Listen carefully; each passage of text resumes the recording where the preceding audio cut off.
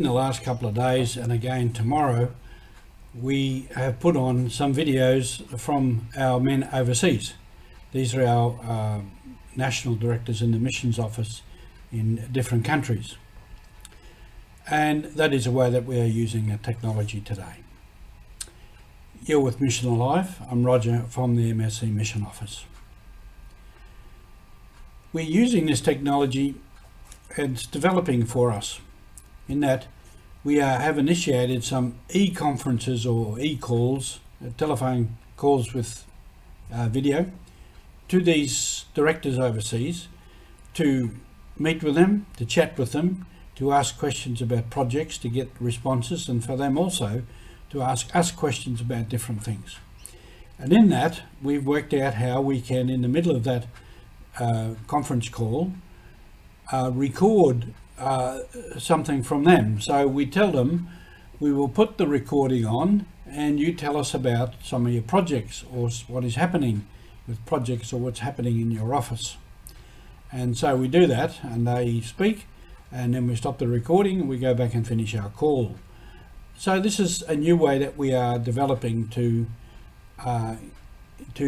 get them to be able to speak, and then sending that out through this webcast to yourselves. Now this brings me to mind that in the past with the missions, the missionaries used the technology, the means, the techniques that were available to them and used them well.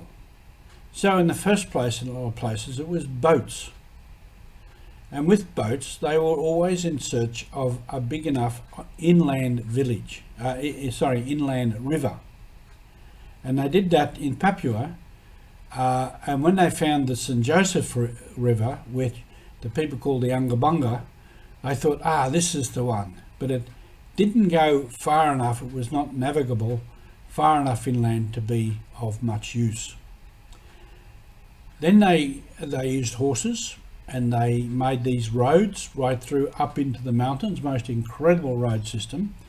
And to make the roads, it was hand tools. And they had various methods of removing rocks by putting fire on the rock and then pouring cold water on until the rock cracked. Later, they got permission to use dynamite. And so they would do that to make the roads. And then with the roads, they then took to motorbikes, tractors and trailers, different means of transport. And then when light planes became available, they built airstrips, and they went by airstrips.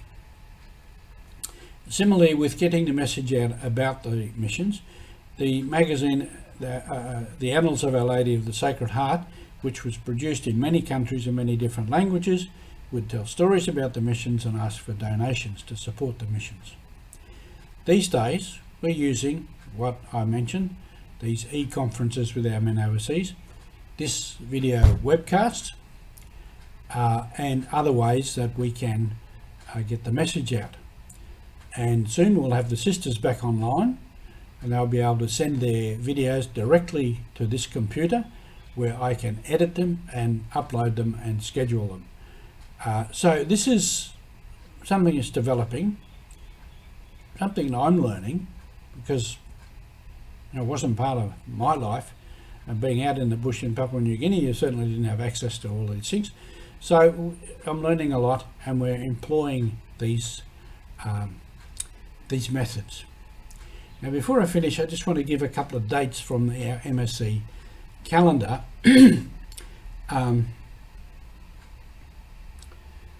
For February, on the 15th of February 1981, Father Juan Alonso Fernandez of the Spanish province is violently assassinated in Guatemala. And we had a number of men killed in Guatemala at that time under that regime.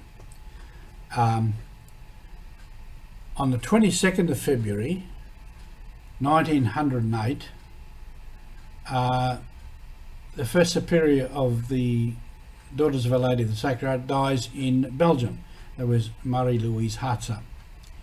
And 25th of February 1945, the 29 Dutch MSC are freed from the concentration camp, having been imprisoned in the Japanese at a place called Los Banos, Philippines. We had MSC brothers and sisters, priests and brothers, and some of our sisters in prison in Rabaul at a place called Ramali. And then lastly, 24th of February 1885, Father Henry Verius arrives at Thursday Island after having left Sydney earlier in that month. So that was a significant step to go to Thursday Island. So that's just a little bit about how the techniques and things that we're using, the technology we're using these days with mission, and what some things that happened in the past. So in all of that, the mission is still alive. Keep on with your mission, and thank you for being with us.